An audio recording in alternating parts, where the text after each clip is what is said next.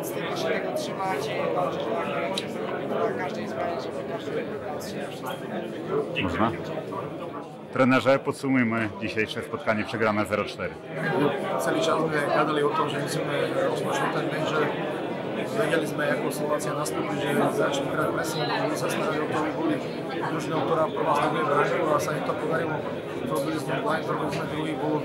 Dá sa povedať, že šipko 2-0 a od toho sa odvíjalo celé spotkanie. Treba pochváliť protivníka, Matúžu akože osvedčenie, ale treba pochváliť našich chlopakov za válku. Celý čas sme mali nádej s tým výnikom, čo zrobiť. Škoda kontúzia Tomáša Fočíka, David musel podísť do bránky po takom trudnom meču proti protivníkovi po 55 minútach, bardzo ťažko sa vchádza, ale škoda.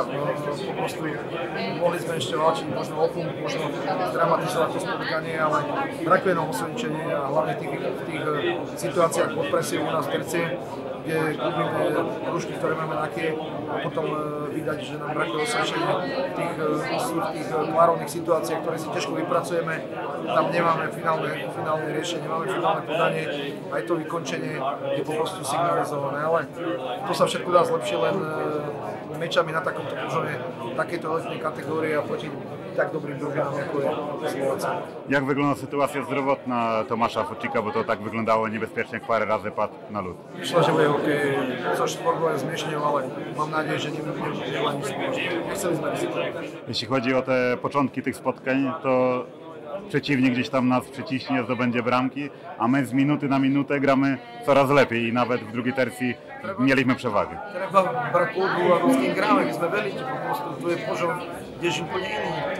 Tá kvalita tých závodníkov, pačíte, akí závodníci stali protiv Konajú.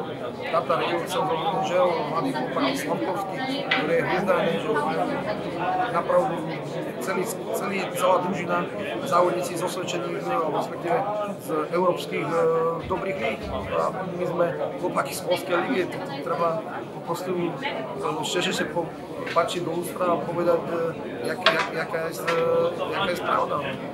Staráme sa, robíme čo je v našich silách, ale to osvedčenie a tá jakož protivníkov je kdež inde. Mám nádej, že po takýchto mečoch nejakých našich závodníkov stiahne do lepších líg a chlopáky budú naberať osvedčenie na takom požone a ja neviem, za 2-3 leta na takomto požone môžeme mysleť o tom, že zoberieme Slováci, ale to je dlhý proces, to nie je tak, že kdož príde a odrazu tutaj bude robić niespodzianką za niespodzianką.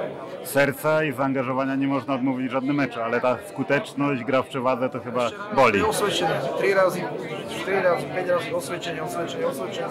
Robia čo môžu, starajú sa chlopáky, robíme video, máme rozbory mečov, ukazujeme medzi terciami, po zápasoch, pred mečmi.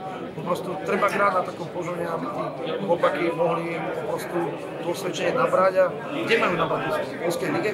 Alebo z Estoniou, preprašam, nechcem brať z Litvou, kde je závodníci NHL a z mocných európskych líg je celkovite na punkt. Przerwa i teraz chyba solidna analiza przed kolejnymi meczami. Tutaj ešte jedna, že za 5 dní sme hrali 4. meč, Slovácia mala včera voľné. Po prostu oni mali ošetřené síly, to treba brať aj pod takým vzhľadom, že za 5 dní prísť a zagrať 4 meče proti tak mocným družinám, to treba napravdu pogratulovať našej družine. Dziękuję.